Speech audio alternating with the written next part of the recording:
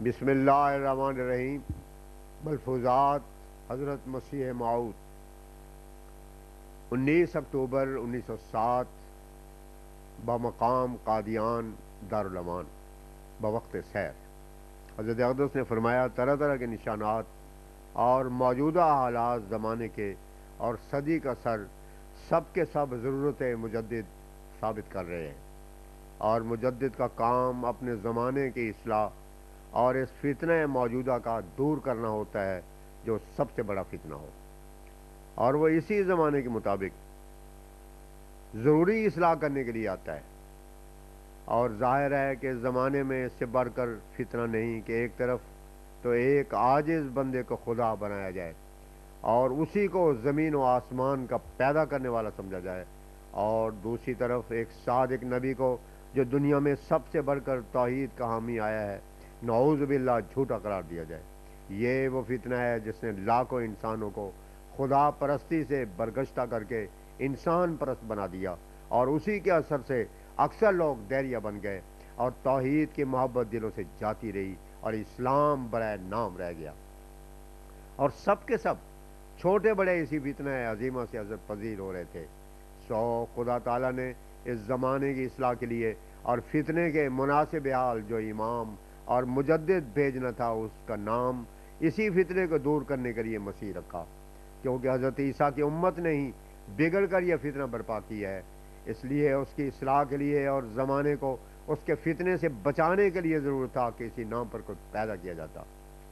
اسی مصلحت سے اس صدی کے مجدد اور امام کا نام مسیح موعود رکھا گیا۔ فتنے دو طرح کے ہوتے ہیں، ایک بیرونی اور دوسرے اندرونی۔ بیرونی طور پر تو پادریوں اور دوسرے مخالف مذاہب والوں نے اسلام پر وہ ناجائز اور بے بنیاد اعتراض کیے کہ جن کو سن کر ہزارہ لوگ مرتد ہو گئے۔ ہزاروں رسالے اور کتابیں اسلام کی مخالفت میں لکھی گئیں، اور ہر ایک قسم کے محض غلط اعتراضوں سے اس پاک مذہب کے نابود کرنے کی کوشش کی گئی، اور ایک عورت کے بچے کو طرح طرح کے پیراوں میں پیش کر کے خدا کا بیٹا بنایا گیا۔ یہ تو سچ ہے کہ وہ خدا تعالیٰ کا رسول تھا، مگر خدا تو نہیں تھا، اور نہ اس میں اور رسولوں سے ایک ذرہ جاتی ہے، اور نہ اس کے معجزات کچھ انوکھے معجزات ہیں۔ اور اندرونی طور پر اسلام کو یہ فتنہ درپیش تھا کہ خود مسلمانوں نے عیسیٰ میں وہ صفات قائم کی جو صرف خدا تعالیٰ کے لیے مخصوص تھیں، اور اس طرح سے عیسائیوں کو بہت مدد دی۔ صبح کو حضرت مسیح موعود علیہ الصلوۃ والسلام بما خدام سیر کے واسطے تشریف لے گئے۔ اس کے دوران فرمایا، میں نے ایک مولوی صاحب کی ایک تازہ تصنیف پڑھی جس میں لکھا ہے کہ حضرت عیسیٰ اور اس کی ماں مریم کے سوائے مس شیطان سے دنیا میں کسی کے پیدائش پاک نہیں، صرف یہی دو نفس مریم اور ابن مریم مس شیطان سے پاک ہے۔ اس عبارت کو پڑھ کر مجھے بہت ہی افسوس ہوا کہ ہمیں تو یہ لوگ کافر کہتے ہیں، اور اپنا یہ حال ہے کہ تمام انبیاء اور ہمارے نبی کریم صلی اللہ علیہ وسلم کو جو پاکوں کے سردار ہیں، نعوذ باللہ مس شیطان سے محفوظ نہیں سمجھتے۔ گویا ان کے نزدیک نعوذ باللہ حضرت صلی اللہ علیہ وسلم کی پیدائش میں شیطان کا حصہ تھا، مگر عیسیٰ اور ان کی ماں کی یہ پیدائش میں شیطان کا حصہ نہ تھا۔ بار بار افسوس آتا ہے کہ ان لوگوں کی حالت کہاں تک پہنچ گئی ہے۔ انا للہ و انا الیہ راجعون۔ فرمایا، یہ لوگ اپنے دعوے کی دلیل میں ایک حدیث پیش کرتے ہیں جو صحیح بخاری میں ہے، اور نہیں سوچتے کہ سب سے مقدم تو قرآن شریف ہے۔ قرآن شریف میں لکھا ہے کہ خدا تعالی نے شیطان کو کہا کہ انا عبادی لیس لک علیہم سلطان، بنی اسرائیل آیت 66، میرے بندوں پر تجھے کوئی غلبہ نہیں۔ کیا حضرت صلی اللہ علیہ وسلم ان کے نزدیک عباد میں شامل نہ تھے؟ اول تو حدیث قرآن شریف کے مخالف ہو وہ حدیث ہی نہیں، خواہ بخاری میں ہو اور خواہ مسلم میں ہو۔ اور دوسرا، جس حدیث سے حضرت نبی کریم محمد مصطفیٰ حبیب خدا محبوب الہی کی تمام نبیوں کے سردار کے اس قدر حد تک اور توہین لازم آتی ہو، کیوں کر ایک مسلمان کی غیرت مان سکتی ہے کہ اسے صحیح حدیث تسلیم کر لے؟ ان لوگوں میں کچھ شرم اور حیا باقی نہیں رہی جو حضرت صلی اللہ علیہ وسلم پر ایسے ناجائز حملے کرتے ہیں۔ اگر ان لوگوں میں حضرت صلی اللہ علیہ وسلم کے کچھ محبت ہوتی ہے تو یہ لوگ اس حدیث کے یہ معنی نہ کرتے۔ ہر ایک کلام کے واسطے ایک شان نزول ہوتا ہے، جیسے کہ قرآن شریف میں حضرت عیسیٰ اور ان کی والدہ مریم کے واسطے ضرورت اس قسم کے الفاظ بولے گئے ہیں کہ مریم صدیقہ تھی اور حضرت عیسیٰ کا روح خدا تعالیٰ کی طرف سے تھا۔ ایسے حدیث میں ضرورتاً یہ کلمات بولے گئے ہیں کہ حضرت عیسیٰ کی پیدائش مس شیطان سے پاک تھی، اور یہ ضرورت اس طرح سے واقع ہوئی کہ یہودی لوگ کہا کرتے تھے، بلکہ اب تک کہتے ہیں، کہ حضرت مریم نعوذ باللہ زانیہ تھیں، اور یسوع کی پیدائش ناجائز تھی اور مس شیطان سے تھی۔ اس الزام کے جواب میں اللہ تعالیٰ نے اپنے پاک کلام میں اور نبی کریم صلی اللہ علیہ وسلم نے حدیث شریف میں یہ بات فرمائے کہ یہ الزام جھوٹے ہیں، بلکہ مریم صدیقہ تھیں اور حضرت عیسیٰ کی پیدائش مس شیطان سے پاک تھی۔ چونکہ حضرت صلی اللہ علیہ وسلم اور آپ کی والدہ ماجدہ کے متعلق کبھی کسی کافر کو ایسا وہم گمان بھی نہ ہوا تھا، بلکہ سب کے نزدیک آپ اپنی ولادت کی روح سے طیب اور طاہر تھے، اور آپ کی والدہ عفیفہ اور پاک دامن تھیں۔ اس لیے آپ کی نسبت یا آپ کی والدہ ماجدہ کی نسبت ایسے الفاظ بیان کرنے ضروری نہ تھے کہ وہ مس شیطان سے پاک ہیں، مگر حضرت عیسیٰ اور ان کے والدہ کی نسبت یہودیوں کے بہتان کی وجہ سے ایسے بری کرنے والے الفاظ کی ضرورت پڑی۔ یہی حال دیگر انبیاء علیہ السلام کا ہے، ان کے متعلق بھی کبھی نہ ایسا اعتراض ہوا اور نہ ان کے دفیہ کی ضرورت کبھی محسوس ہوئی۔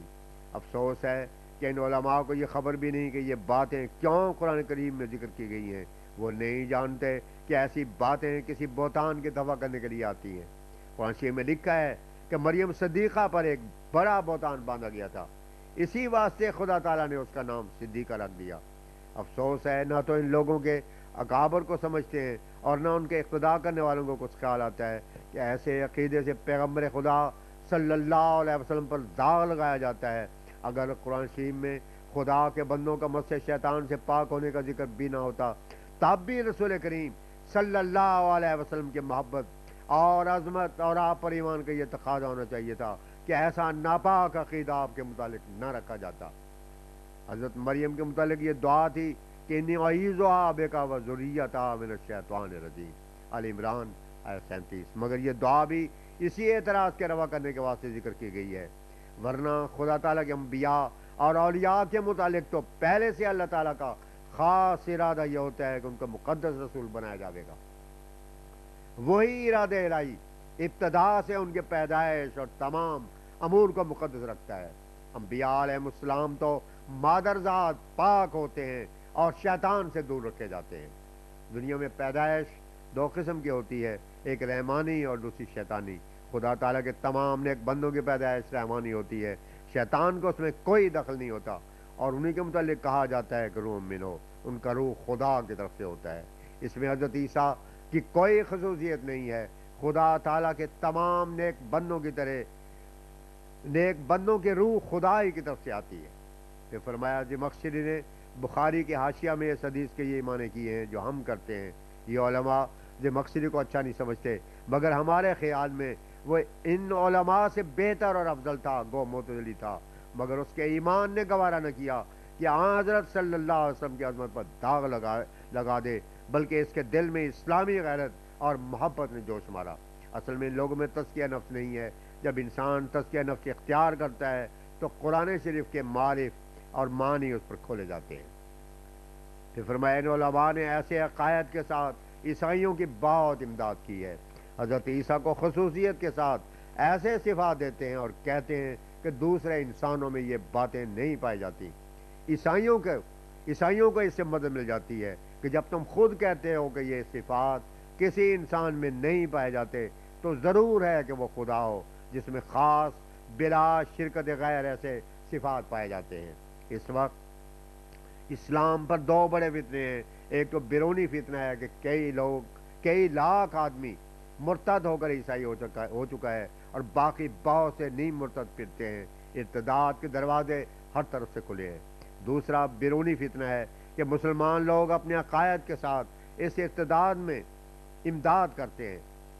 کیا ایسے فتنہ عظیمہ کے وقت کسی مجدد کے آنے کی ضرورت نہیں؟ قاعدہ ہے کہ جس قسم کی اصلاح کے واسطے کوئی شخص دنیا میں آتا ہے، اس کے مطابق اس کا نام بھی رکھا جاتا ہے، کیونکہ اس زمانے میں بڑا فتنہ عیسویت کا تھا۔ اس واسطے اس کی اصلاح کے واسطے جو مجدد بھیجا گیا اس کا نام مسیح رکھا گیا ہے۔